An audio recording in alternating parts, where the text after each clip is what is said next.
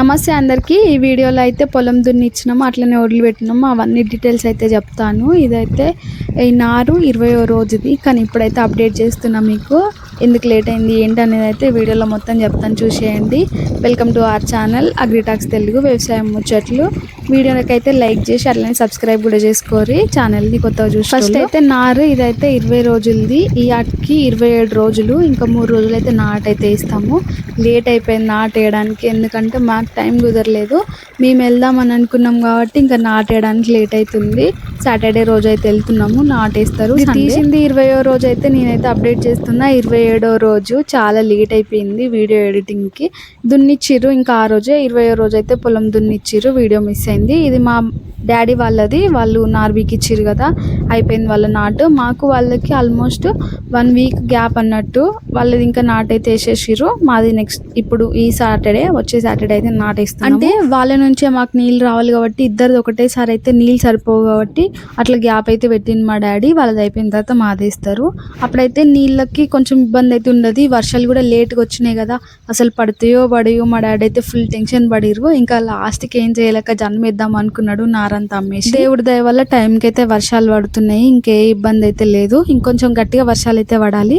ఇది మాది పొలం దున్నిచ్చిర్రు. ఫస్ట్ టైం దున్నిస్తారు కదా, అంటే పచ్చిగడ్డ ఉంటుంది, దాన్ని అయితే ఒక 2-3 రోజులు నీళ్లు పెట్టి పొలానికి అంతా దున్నిస్తారు. ఆ తర్వాత మళ్ళీ మనం పొలం నాటేసే ముందు ఆ రోజే దున్నిచ్చి గొర్రు కొట్టిస్తారు అన్నట్టు. ఇట్లా ఫస్ట్ దున్నించుకుంటే ఏంటంటే ఈ పచ్చిగడ్డ అంతా దాంట్లోనే మురిగిపోయి ఎరువులాగా తయారవుతుంది.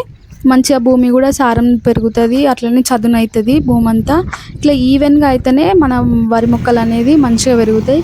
అట్లనే వాటికి వేసే మనం పిండైనా నీళ్ళైనా ఈక్వల్గా షేర్ అవుతాయి అన్నట్టు.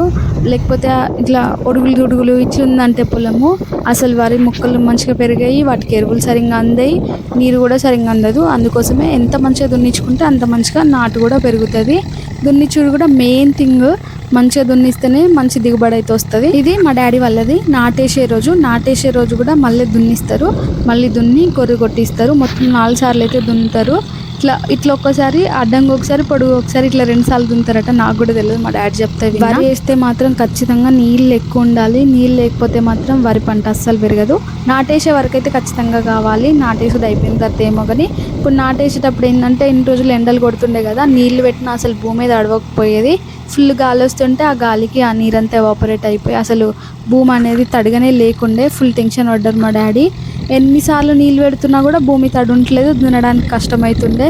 భూమి ఎంత మంచిగా మెత్తగా అయితే అప్పుడే దున్నుతారు కదా, అందుకోసమే ఫుల్గా లేట్ అయిపోయింది మాది. నీళ్ళ వల్లనే లేట్ అయింది మెయిన్ థింగ్. ఇంక ఇప్పుడు నీళ్ళు వస్తున్నాయి కాబట్టి పెద్ద టెన్షన్ అయితే ఏం లేదు. మా ముందు కాలువ ఉంది చూపించిన కదా, ఆ కాలువలోకి అయితే నీళ్ళు కూడా పడ్డాయట ఇప్పుడు వర్షానికి.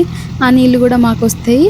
ఇప్పటిది బోర్ నీళ్ళు, బావి నీళ్ళు పెట్టుకున్నా కూడా యాసంగి పంటకైతే కాలువ నీళ్ళు వాడాల్సి వస్తుంది. ఎందుకంటే అప్పుడు ఎక్కువ వర్షాలు ఉన్నాయి కాబట్టి బోర్లు బావిలు తక్కువ ఉంటాయి కదా నీళ్ళు. దున్నిచ్చుడు మెయిన్ థింగ్ అని చెప్పిన కదా, ఆ తర్వాత ఒడ్లు ఇది కూడా మెయిన్ థింగే. వరి నాటు మంచిగా పెరగాలంటే ఫస్ట్ భూమిని మంచిగా చదును చేసుకున్నాడు, ఆ తర్వాత ఇట్లా ఒడ్డు పెట్టుకున్నాడు. ఇవి 2 మెయిన్ థింగ్స్. ఇట్లా ఒడ్డు పెట్టుకుంటే ఏంటంటే మనము ఇన్ని రోజులు పంట ఏమి వేయలే కదా, పచ్చిగడ్డి వల్ల ఎలుకలు అయితే తయారవుతాయి. ఎలుకలు తయారయ్యి కన్నాలు అయితే పెట్టుకుంటాయి కాబట్టి ఇందులో ఉండే నీళ్ళు బయటికి వెళ్ళిపోవచ్చు. ఒడ్డు పైన నుంచి ఆ ఒడ్డు కన్నాల నుంచి అయితే నీళ్ళు వెళ్ళిపోతాయి. అందుకోసమే నీళ్ళు వెళ్ళకుండా ఉండడానికి నాటేసినప్పుడు కూడా ఈ పచ్చిగడ్డి వల్ల ఇబ్బంది అయితే అవుతుంది. ఒకవేళ ఏమైనా పాములు ఉండొచ్చు, ఏమైనా ఉండొచ్చు పచ్చిగడ్డిలో, చెప్పలేము కదా. ఏ ఇబ్బంది లేకుండా నాటు మంచిగా పెరగాలి, నాటేసేటప్పుడు కూడా ఏ ఇబ్బంది ఉండద్దు అంటే ఇట్లయితే ఒడ్లు చెక్కు పెట్టుకుంటారు. ఫస్ట్ ఈ పచ్చిగడ్డిని అయితే చెక్కేసి తర్వాత భూమిలో ఉండే ఈ మట్టిని అయితే మొత్తం కూడిపేస్తారు ఒడ్డు పైన. ఇట్లయితే ఒడ్డు చెక్కి మంచిగా పొలాన్ని అయితే తయారు చేస్తారు మనము నాటేయడానికి కోసము. ఈ పచ్చిగడ్డిని కూడా మంచిగా ఎట్లయితే భూమిలోకి అనుకుంటే అది కూడా ఒక ఫర్టిలైజర్ లాగా అయిపోతుంది. ఎంత మంచిగా భూమి ఉంటే అంత మంచిగా ఈజీగా నాటేయడానికి అవుతుంది. ఇది ఒక్కసారి దున్నిచ్చిల్లా ఫస్ట్, మళ్ళా నాటేసేటప్పుడు దున్నితే అయిపోతుంది. ఇక పాములు ఇట్లా వస్తాయి డాడీ దీంట్లో, పాములు ఉంటాయా?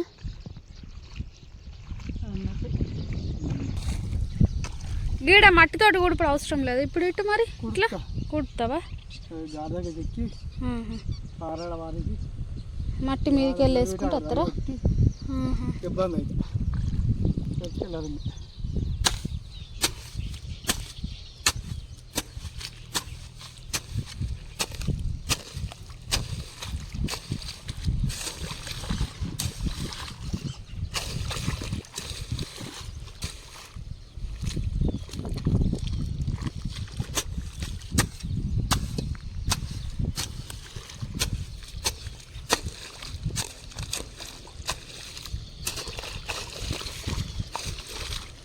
మొరాలు చెక్కు పెట్టాలి.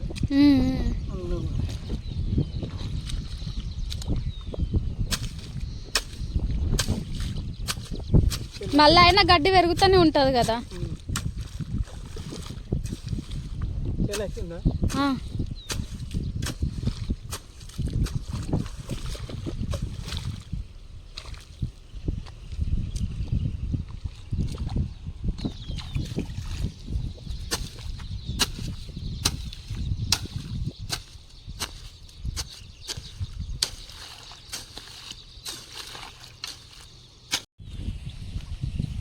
ఇట్లా ఈ వడ్లు ఉన్నాయి కదా, అది చెట్లు పెరిగి వీటిని అయితే మట్టితోటి ఊడిపేస్తారు. ఈ వడ్లని చెక్కి వీటిపై నుంచి మట్టి ఊడిపేస్తారు, నాటేసేటప్పుడు ఇబ్బంది లేకుండా.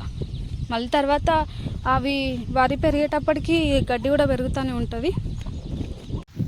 సో చూసిరు కదా, పొలం దున్నిచ్చి ఒడ్డు చెక్కి మా పొలాన్ని అయితే సిద్ధం చేసిర్రు నాటేయడానికి. మాదే లేటు, మేము వెళ్ళినామంటే ఇంకా నాటేస్తూనే ఉంటారు.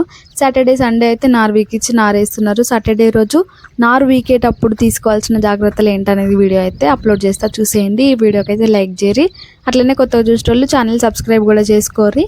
ఉంటాం మళ్ళా, నమస్తే.